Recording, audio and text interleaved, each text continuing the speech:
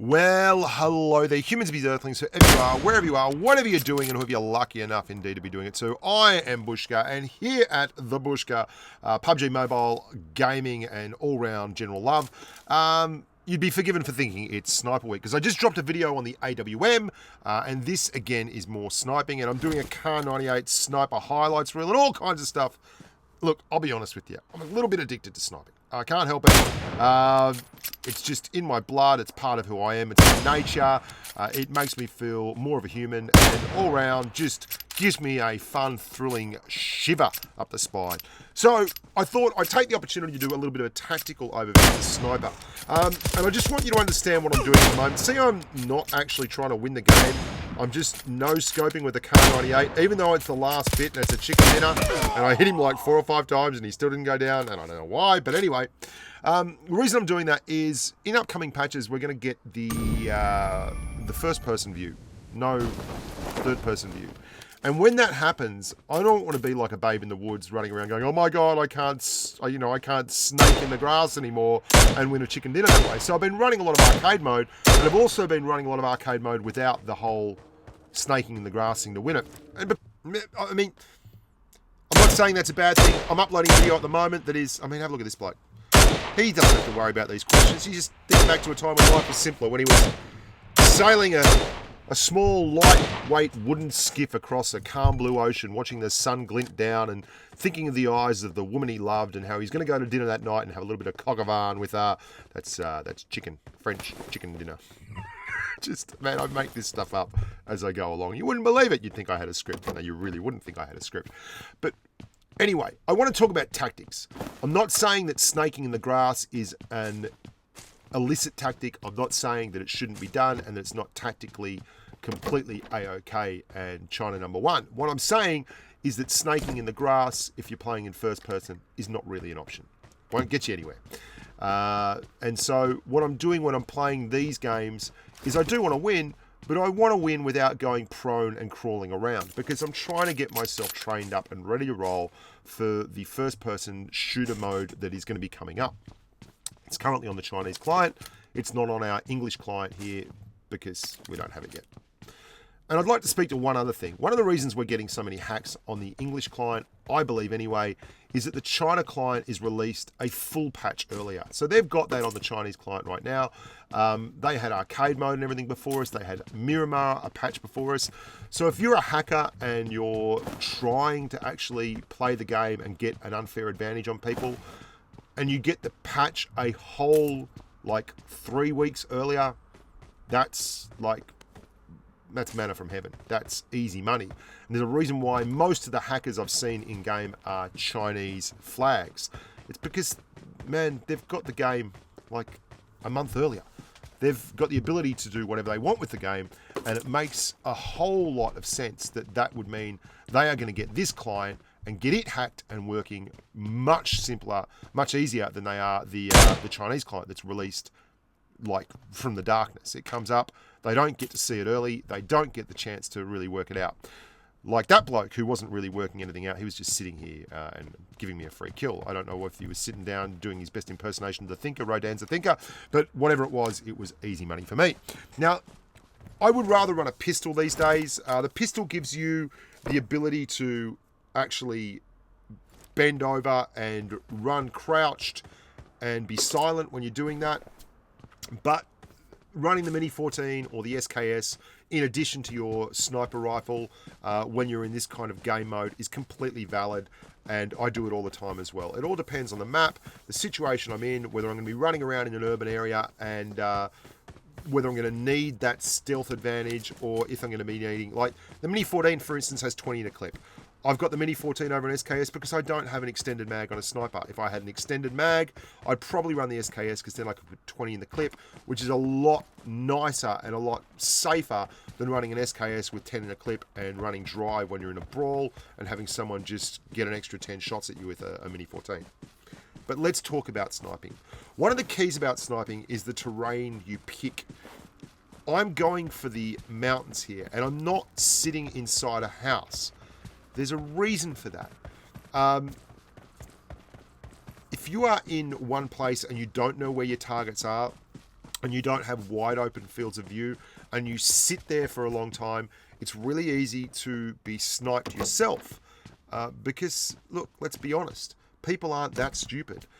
They certainly will give you a few shots every once in a while, but if you're counting on the kindness of others to actually get you across the line and get you the win, well, you're going to go away disappointed more often than not, because people want to kill you just as much as you want to kill them in game. And that's why if I don't have a shot going, I mean that, sit down, my PUBG, mate, bad luck there. But if you don't have a shot going, like the zone is coming towards me. So I'm using the zone now as my ally, as my squad mate. I'm letting it flush targets out like I did there. When I don't see any more targets, well, then I leave the area and I go to a position that's more likely to render me a shot. Another thing you're going to see if you watch good players, and I'm not saying I'm a good player, but I try and emulate them a little bit.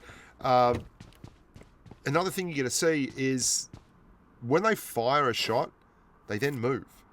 People that get hit all the time and die are people that fire the shot and then wait for you to come back out in exactly the same spot without moving. Because if I see someone fire at me and I duck into cover and I duck back out in exactly the same position, I would not be surprised if they hit me. I may actually win that trade eventually. I may win the trade, and if there's no other options, that might be the best bet. But we call that trading for a reason. You're trading shots, and you're going back to the same position, and you're basically hoping to out-trade them and win the trade. You're not hoping to hit them without taking any damage at all. That's not really likely. It's not very much a possibility. And it's one of the reasons why fighting in open ground is probably something I do a lot more than most people who get sniper rifles. Sure, sometimes I do actually go back to a protected sniper area. Like if I hear a gunshot in the distance and I want to set up for that shot, I might move back here. Like I heard someone firing back there. But if the shot's not on, then I'll relocate. And relocation is really, really important. In all the games I've played that have been first-person shooters as mobile games, like World of Tanks Blitz, this Rules of Survival, whatever you're talking about, the guys who camp and snipe from the back and don't move and don't relocate, you can use that against them. You can certainly set shots up against people who find a really, really strong position, like bridge campers, for instance. Now, I've moved, and because I've moved, I'm going to get shots at these guys. There's a Chinese guy down there with an M14 who's just had a win, and I really want to take him out. Anyone with a Chinese flag next to their name, they are priority target number one for me. I've been beaten by guys with speed hacks and things, and I know this is a minority, and I don't mean to be rude there at all, and it's certainly not racial profiling. It's just that tends to be the guys who have the most BS kills on you, tend to be guys with Chinese flags next to their name. So I target those as a priority, and I'm going to show you, I hit this guy pretty good here. He's actually playing pretty evasive. I'm pretty happy with these two shots. There's one really nice shot there, and I get him again as he's jumping and finish him.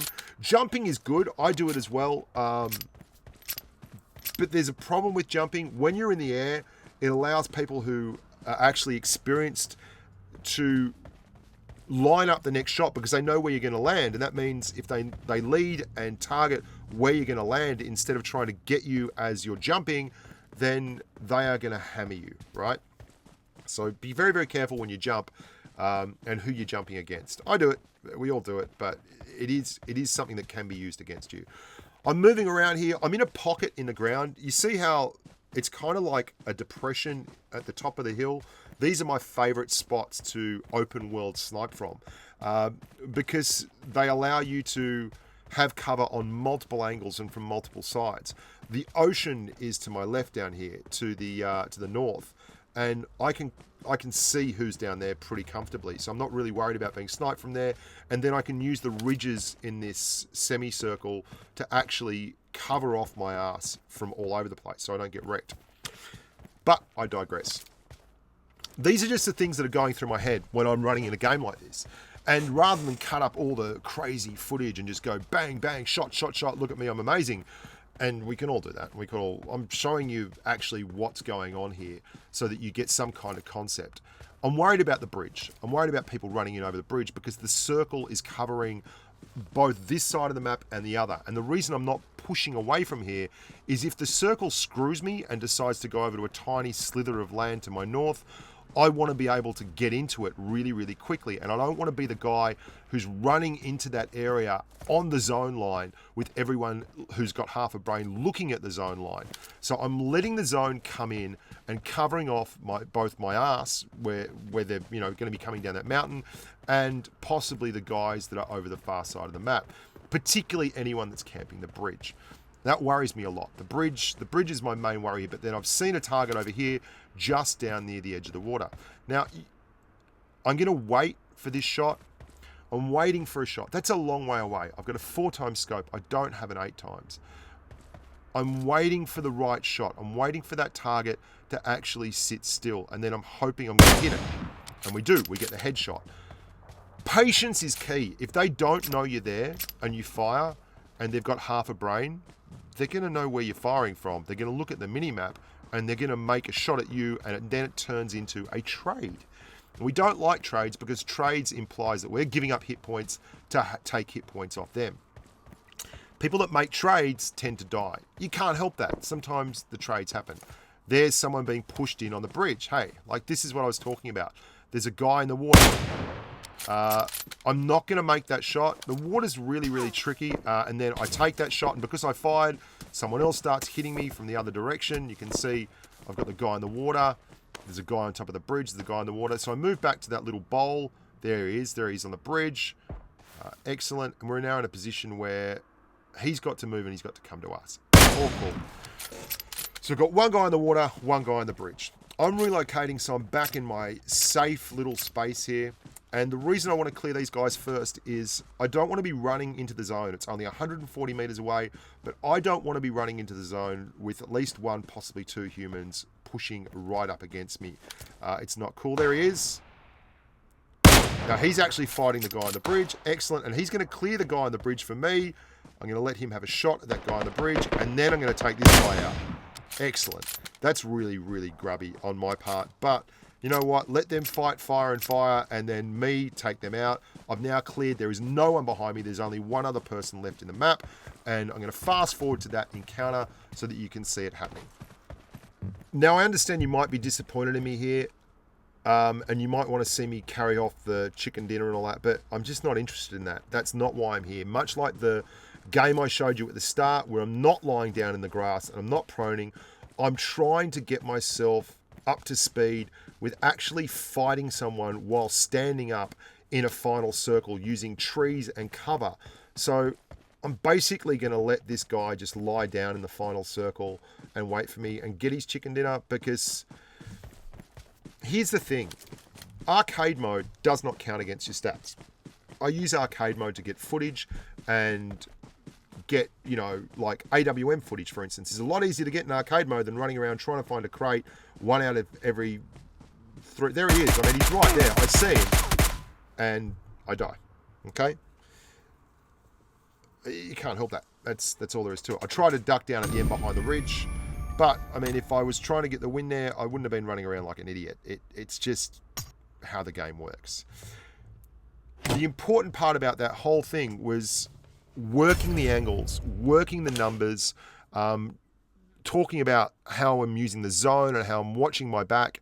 And playing like that is actually quite tough. Like you'll see on streams, anyone that streams, unless they're freaks like Shroud and that, it's hard to keep up that kind of intensity for hours. Like watching, and you can drill in the procedural stuff, the sensible stuff like not trading hit points, running to good sections of cover that offer cover on more than one area, or offer cover where you expect the most likely direction to take fire from. But it's very, very hard to do that and talk about it as it's happening. And that's one of the great things about having YouTube as a resource. It allows us to talk through those things post-match, much like a good sports event where you get to talk to the experts at the end and you listen to them waxing lyrical. Monday's experts. That's what I am. That's what you are. That's what we all are. And we love it. And that's why we're here. Look after yourself, boys and girls. I hope you have a great fun time in PUBG Mobile. Tell the humans to come and look at the content. It'd help me. Hit the like button. That'd help me. And until next time, stay safe on the battlefield.